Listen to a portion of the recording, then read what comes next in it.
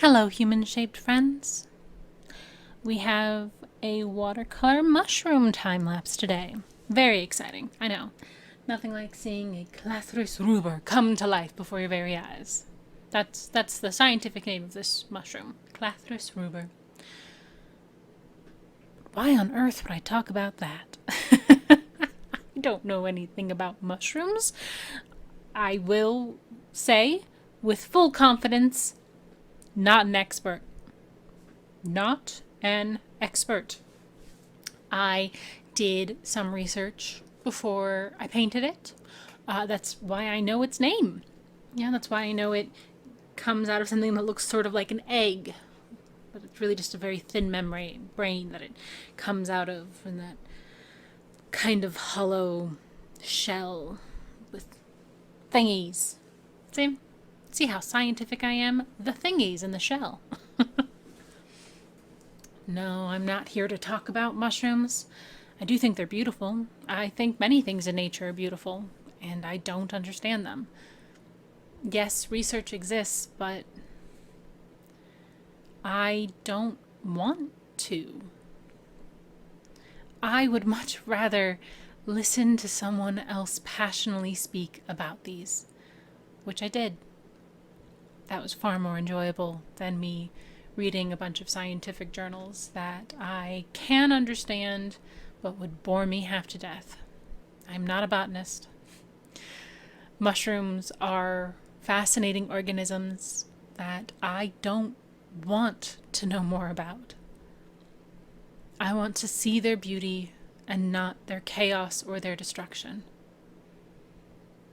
Because they can be chaotic and they can be destructive, and they have been linked to all sorts of things.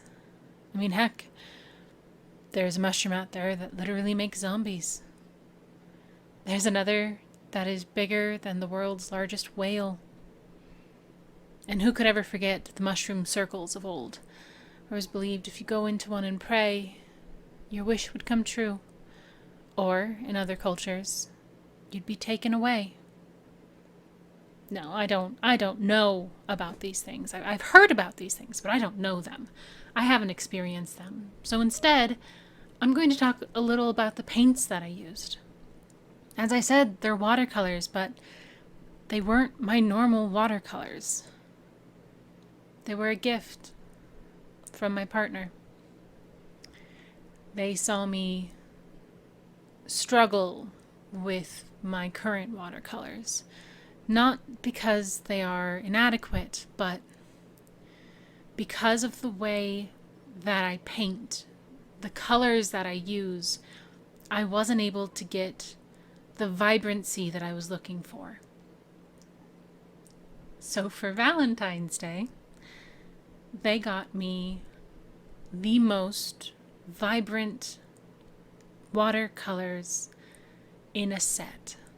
Also from Stuart Sample. Once again, not sponsored, never sponsored. I have 0 views on every video I've posted. This is not a sponsored thing.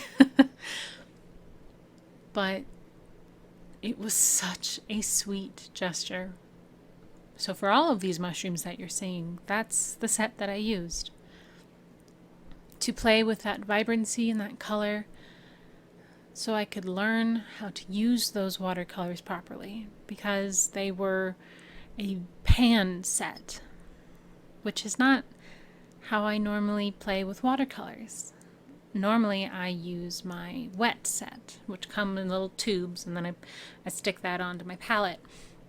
And I play with it, and I mix it while it is wet to create basically my own pans of my own colors, which again is why the vibrancy for a very specific project just wasn't there. It was an interesting experience, and well, I've always had a bit of a light hand when it comes to watercolors. I do layer, as you saw, but I don't apply my paint with thickness.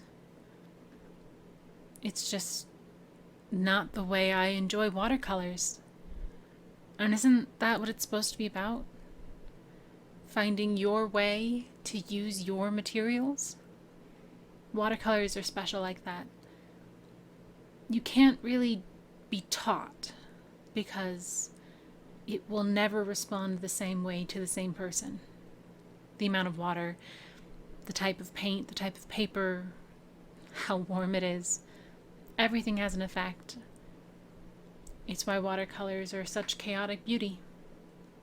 Let me know in the comments down below what you think of this mushroom. If maybe you want to see the palette that I used, or really anything. Until next time.